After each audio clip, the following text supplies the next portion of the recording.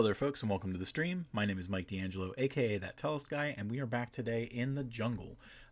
This is the next map that I'm going to start working on, and what we're going to do is, once we finish this sixth map, technically at that point we are done with the jungle zone. I mean, we're going to enhance it and things like that as we go, but what you'll see now is us putting our final touches on a 6-count map.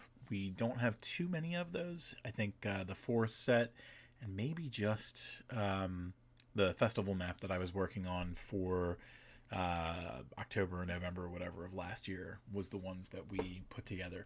What we're going to do in this stream tonight is figure out the kind of shape of our map, and then I don't know if we'll be able to figure out the general point of interest structure that we're working on, but I definitely at least want to get the start of things set up. So one of the things that we're going to need to do, you'll notice that earlier on when I was doing all this, I didn't really put a lot of forethought into when I was going to be making sequel maps and things of that nature. So we actually just have one of the actual maps thrown on here so that we can kind of use that as our guide for where to put things, because we do know that we're going to need to do some some mask tools. So let's do a subtract just to make sure that things are where they need to be. I think part of the issue is the jungle has kind of, it's so old at this point that we've kind of like glitched it out a little bit. I can't remember if we can select. Can we move? Yes, we can move the area. So we can keep things. So we didn't used to have that ability. You couldn't do like a move area kind of thing. But now, if I'm putting things together, we can clean that up a little bit more. So let's do this. We'll get our border. We might have to zhuzh it up a little bit once we're done, but we'll at least get the shape. And then we'll have to do some fine tuning with cliffs and stuff. It doesn't look too bad over here, so I think we might be able to keep it and just kind of play with it as needed. Do you want the brush size to be a little bigger? Why aren't you? The shift click on the mouse isn't working for me right now, but that's okay. It's going to be easy once we get this all together. Okay, and we'll throw that in there too. And I also have the other map north of here up so that I can figure out what we have to do as far as making sure that we're consistent across the maps.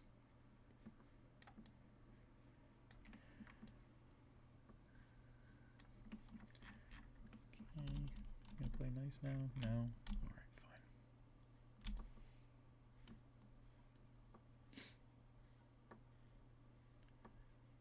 Good. Alright. So now we have everything that we need to do there. You can see that there's like some brown spots that I put along the coast. We'll do a little bit more of that, but let's go over to the jungle camp map and see exactly what we did. So here we did 100 texture scale, really? I feel like that's too high. It's definitely foreground. Yeah, I guess 100 is what it was. Let's do one more back. Come back over here. You know what it might be? We're zoomed in right now, so if we take it to 50, well, it would help if we're on the right.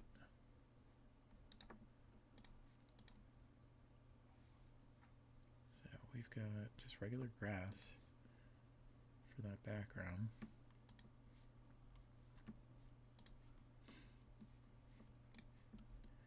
And right now, if we were going to do this with the foreground layer, it's that size. But if we messed with the texture scale, shrunk it down to 50, there you go. That's a nice blend. you can actually see it kind of connects into what we have. So let's do that across the board real quick.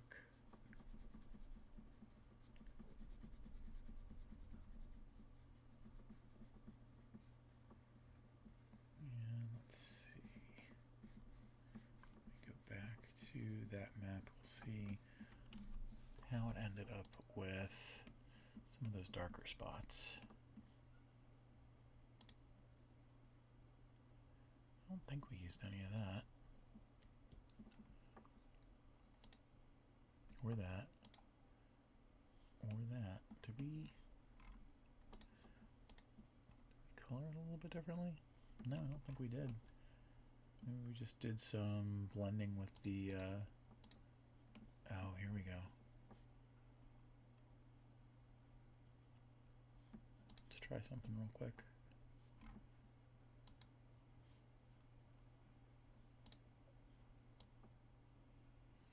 No, it just looks, it's weird. It just looks darker.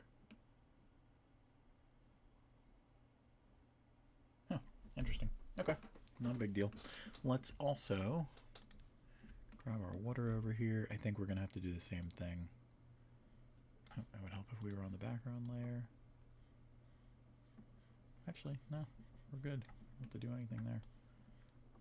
Just fill in the spots, and ooh, well, it would help if I didn't screw all that up.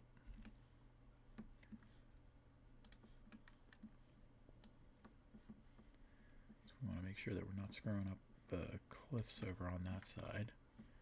But I think at that point we're good. And then the next big change that we need to do is to get these two trees and scooch them over. Because we lost that since we didn't retain the stamps. Earlier on, I would tell the, when I was resizing my map, I would just say, yeah, get rid of all the stamps. I'm not using them. And going forward, knowing that I'm going to be doing things like sequel maps, I don't do that anymore. So we've got, this here is, I think it's just a regular summer tree.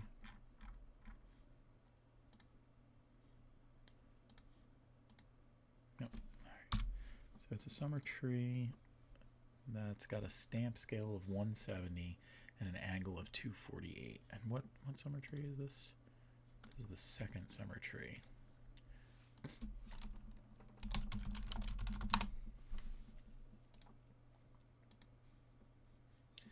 Okay, and we know it's going to be a stamp scale of 170, which is probably going to have to get cut down to 85. And we knew that the angle of this was 248. All right, so in theory, what we should be able to do now is line it up, and there we go. We have, that's what it is. So we have forest lighting on this one. We have it on this one too. Maybe once we bring it back to one map, it'll kind of knock it down a little bit. And we got to do this tree over here. This is going to be a thick old tree.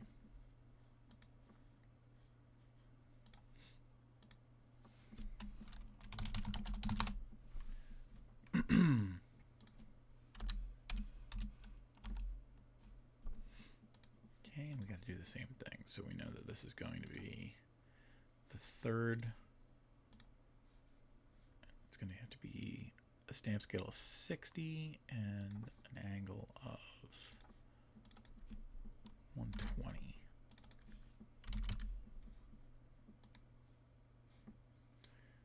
I think I probably need to change the hue a little bit there too, but we'll see.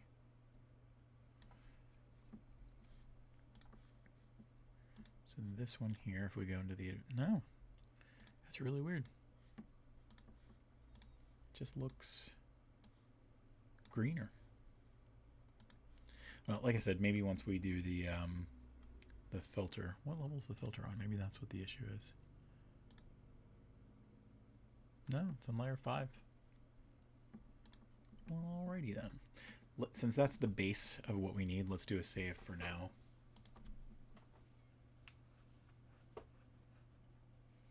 Let that do its thing.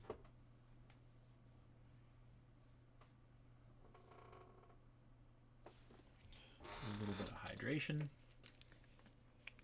Brianna doesn't tell me to hydrate anymore.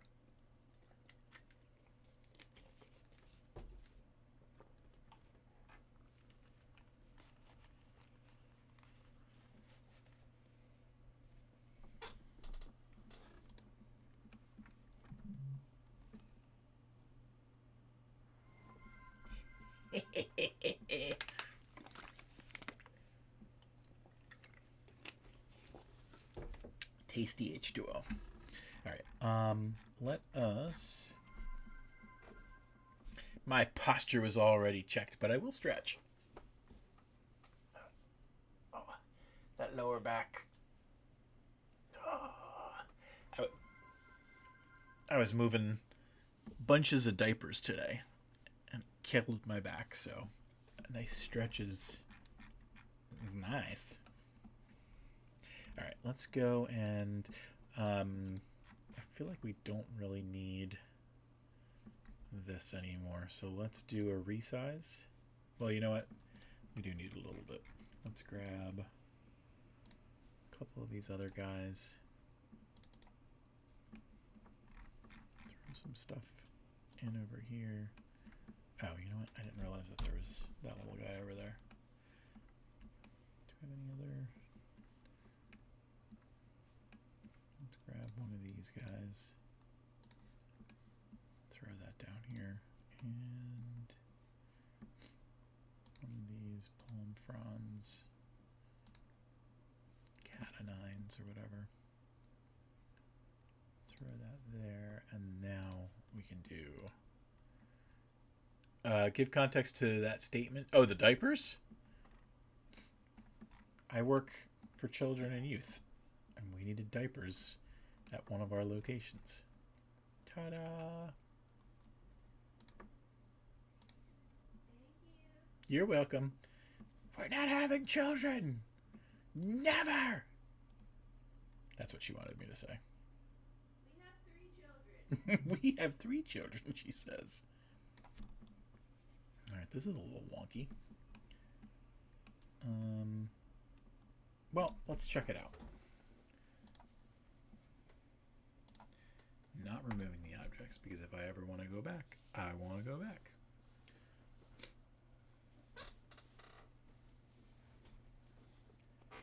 So see how this looks once it zooms in.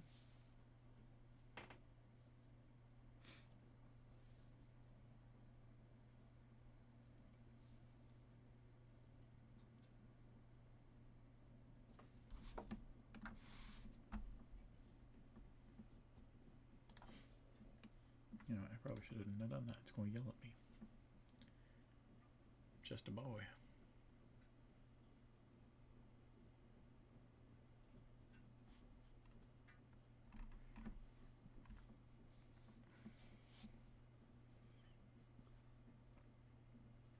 See, that's the only bad thing about having 4 maps is it takes forever to resize.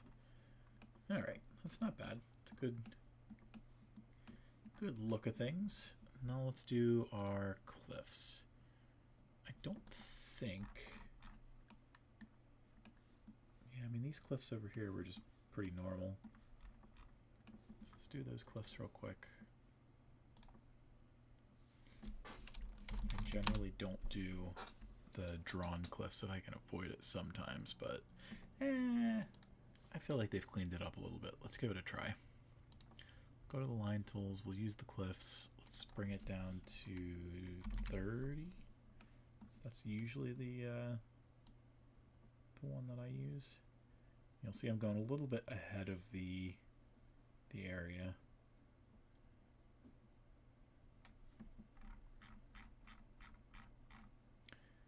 And of course it's the wrong way.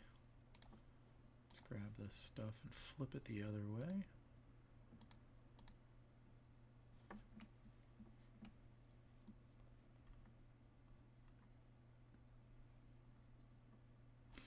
And that's okay. We can still do that. Although I think I want to turn the caps off. Yep. And let's do one more little pass down here. Maybe we'll come at it from the bottom.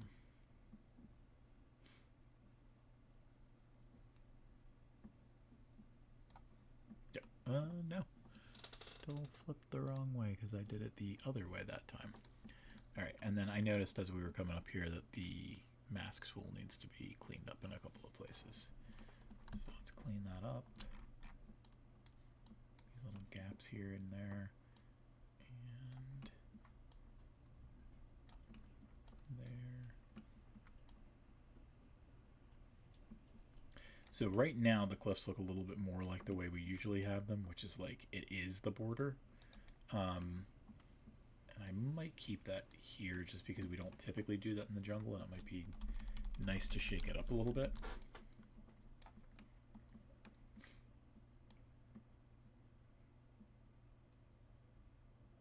But I also like consistency, so I don't know where I've landed yet.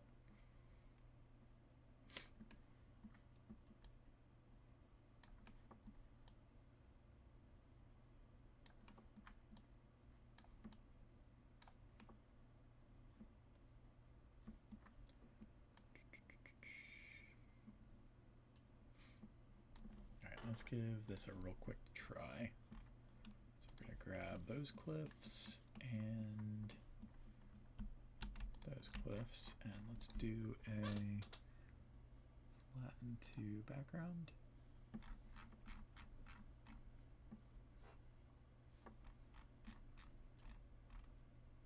And let's do, I think we'll keep it that way. The reason that we're doing it that way is so that we can do this.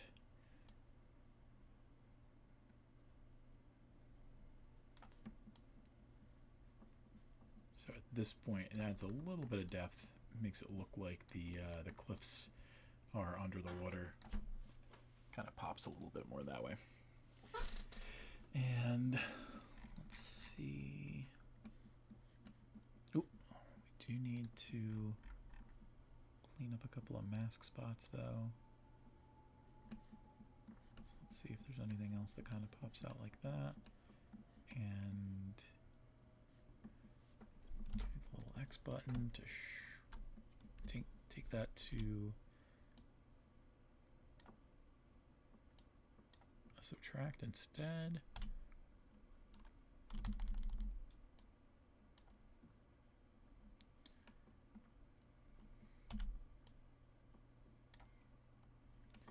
And what we'll do is clean up stuff like that so that it doesn't look so even.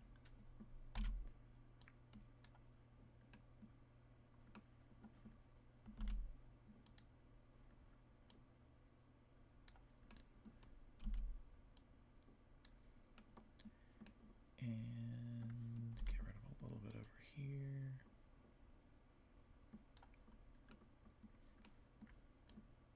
A bit up there too. That all looks fine to me. A little bit here and a little bit there too. I might have to clean it up when we bring it up next to the other map, but that's fine for now. So here we're going to come into the color, and we've already got that kind of brown color from the last map that we were on. We're going to bring the opacity down a little bit more, and we're just going to, I'm going to put on the glove so I can use the stylus, and we're going to draw right along the border. We'll give it kind of like a more earthen color. I mean, not that grass isn't earthen, but it would help if... No, that's fine, right? Nope. It is not fine. I need that to be on the foreground.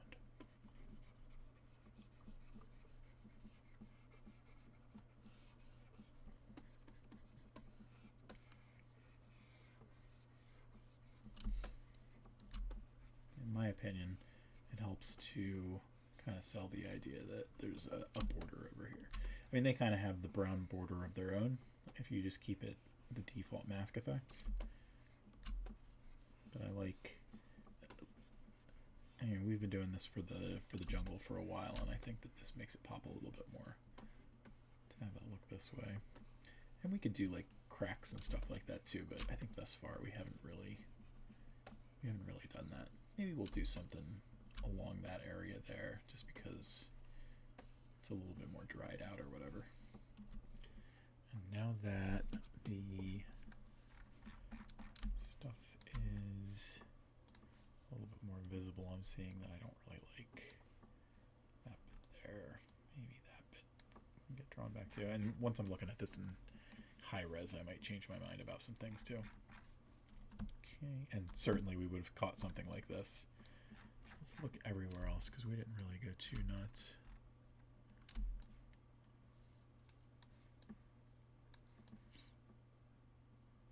We didn't really look everywhere. I think mostly over there is where we're going to have found the issues.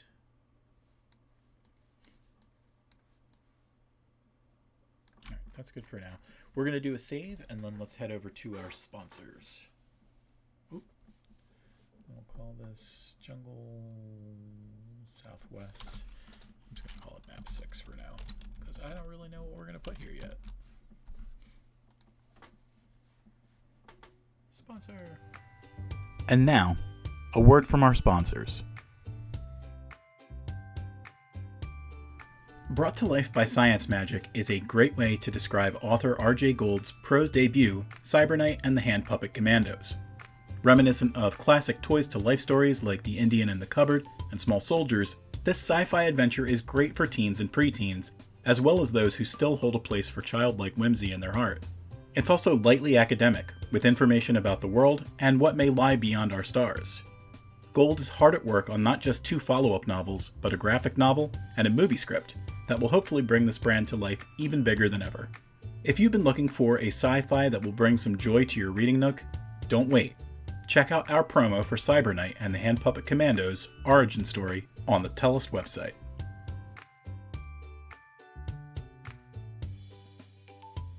A spectacular whirlwind adventure that mystifies as much as it enthralls readers, Raymond Dwayne's Quinine is the sort of epic fantasy that most people would have a hard time dreaming of.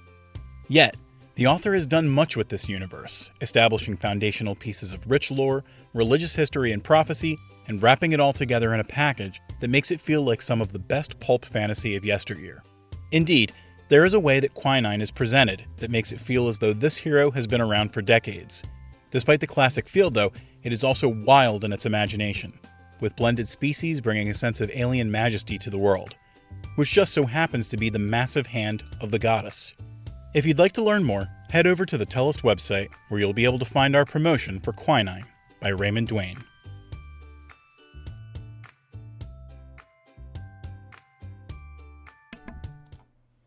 Alrighty, we're back, and I think what we're just going to do for now is throw together some more trees.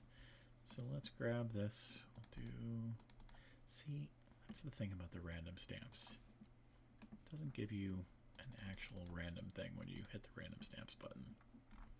Let's grab a couple more trees, put them around here and there. I'm not afraid of doing like the middle of the road stamps anymore, so we'll do that. And let's grab this deciduous or old, thick old tree again. One.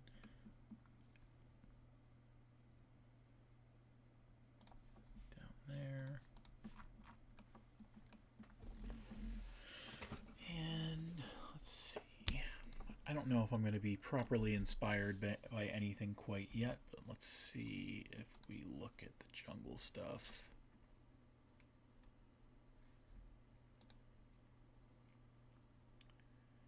See, I don't want this to be... We've got another jungle zone that we're working on that feels more kind of tribal, and I don't want to do that. We might be able to pull something like this off. And yeah, the village, again, feels a little too tribal, but I feel like something like this. I'm not really sure. I'll tell you what, I don't think that we have in too many of our spots like a big carnivorous plant. So we might be able to figure something like that out for this map. Let's do something like 60.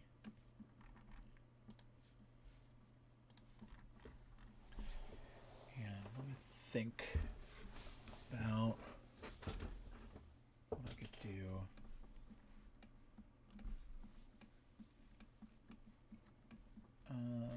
I think the map over here we call Jungle Creatures. So it might be fun to call this one like Jungle Flora or something like that.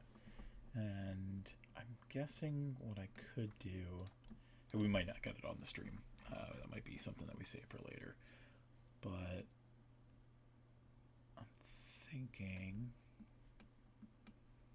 maybe we can kind of tighten up the stuff that we have.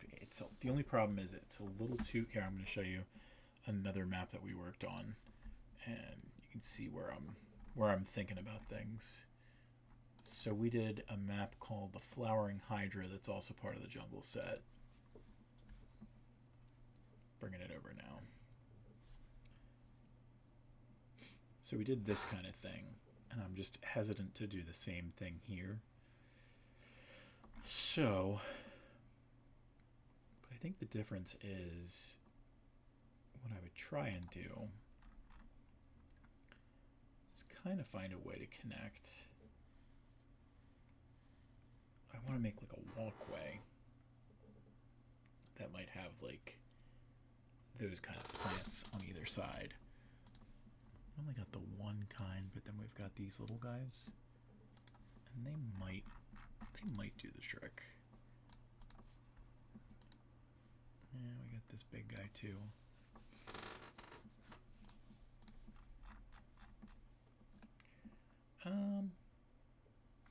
Let's see. We've got some bridges. I don't know if any of the bridges are available, so we'll have to go and snag them from somewhere else.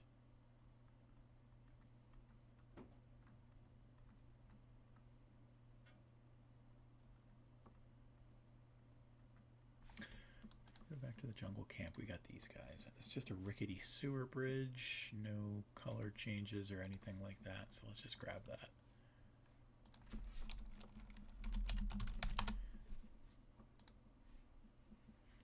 Not the arc bridge, it's the rickety sewer bridge here. We definitely need to make it 34 to be the right size. Now right now it's not going to look like it fits at all, but oh, you know what? I might not even need that because we might be able to find it right here in the line tool. Not rickety. Rickety. Okay. 34 should still do the trick for us. And let's do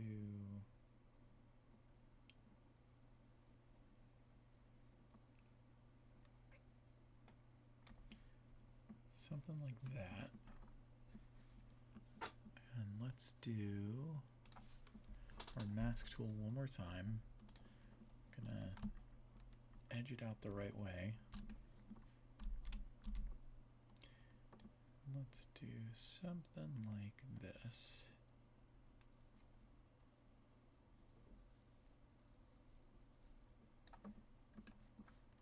On both sides, and then we'll do the middle as well.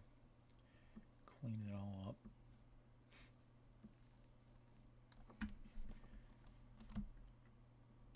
And we can change it to that style. Go through the middle like that. Let's actually add some of this back in so that we don't have to worry about cleaning that up.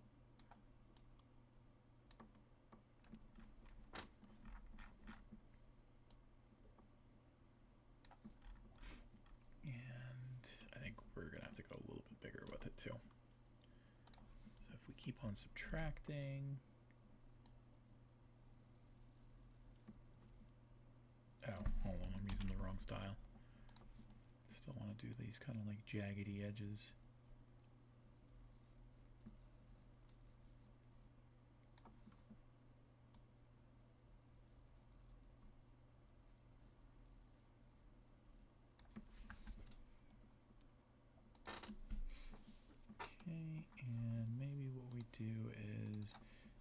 here, edit the nodes, pull it a little bit further on both sides.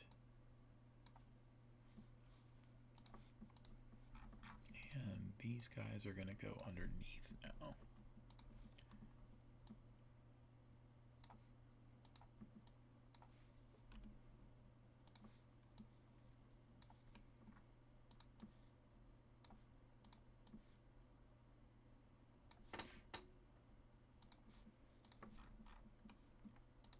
Okay, and we're going to grab the water texture and we're going to keep it at that sort of, oh, you know what, one of the things that I want to do real quick is, let's go grab our cliffs again.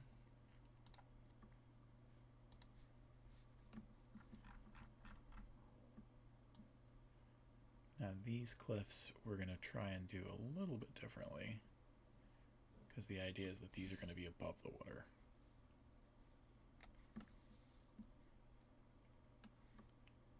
I feel like that's facing the right direction now.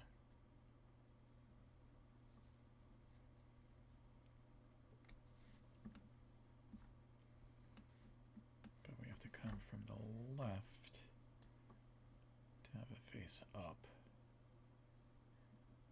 / north, whatever.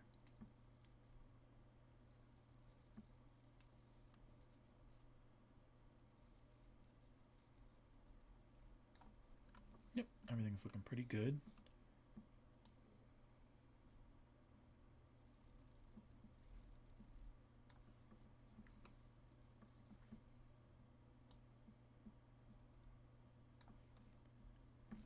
Okay, and we just gotta edit the nodes a little bit to make them look a smidge better. And let's make that one underneath the bridge, and same thing over here. Layer it down, and I think we saw, yep, this little bit right here, we need to mess with that node so that that connects. And looking good. Alrighty, and let's go back to our mask tool.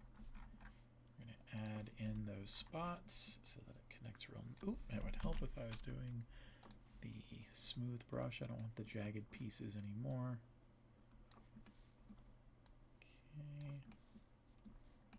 Good, good, good, good, good. Nope, over here we need to clean that up a smidge. Right there. Oh, we got to take away that bit here. Add here. And all along those pieces there.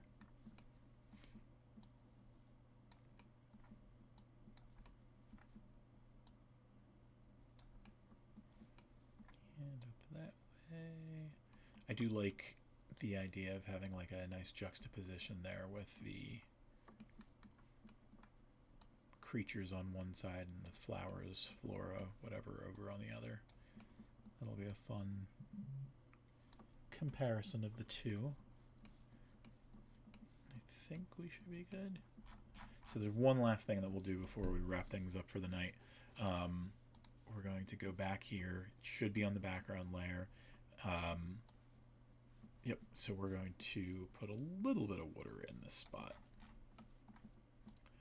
So whether it's rain or there's like another place where this is coming in from, this will end up looking nice.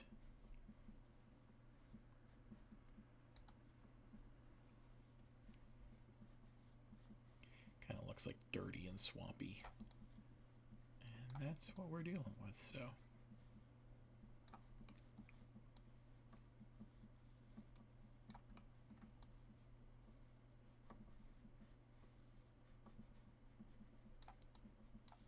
I think that's a good start. We're gonna have to definitely make a reason for all this later, but this is a good start for what we're trying to pull off. So let's save it one more time and we'll head over to the show closing page. So folks, on the screen right now, you should be able to see all the places that you can find Tellest out there on the internet. Tellest.com is a great first place to start, but we have a couple of different premium sites that you can go to. Patreon.com/Tellest is where you can go to get the best prices for our digital maps. I think the cheapest price is like $5 a month for high-res gridded and gridless versions of our maps, and at this point we have over 150. So that's a nice quick way for you to get some of our maps. And Patreon also has the rules for how to use our maps in commercial projects. So definitely take a look there if you'd like to go that route with things. We also have Tellest.etsy.com where you can get physical versions of our maps, and battlemapfantasy.com, which is where you can go to Drive Through RPG and get our maps in like an a la carte style if you only need a couple. That might make more sense for you fiscally. We have a couple of TikTok channels that you can check out. TikTok.com/@TellsOfTellest is where you can see our puppy dogs, and TikTok.com/@WeirdWitchWands is where you can find all of Rihanna's handcrafted goodies. So definitely take a look at that. YouTube.com/@WorldOfTellest is where you're going to be able to see all these videos once we're done with the Twitch window of time, whatever that is that we're allowed to be up. But twitch.tv/ThatTellestGuy is the only place that you can catch us live. So do be sure to come here and check us out on Mondays, Tuesdays, and Wednesdays. And soon we'll get back to doing our like every other Thursday for Quantum Quest and eventually Tower Sphere as well. That's going to wrap us up for tonight, though. But for anyone who saw this tonight or will be seeing it later, thank you, and I miss you.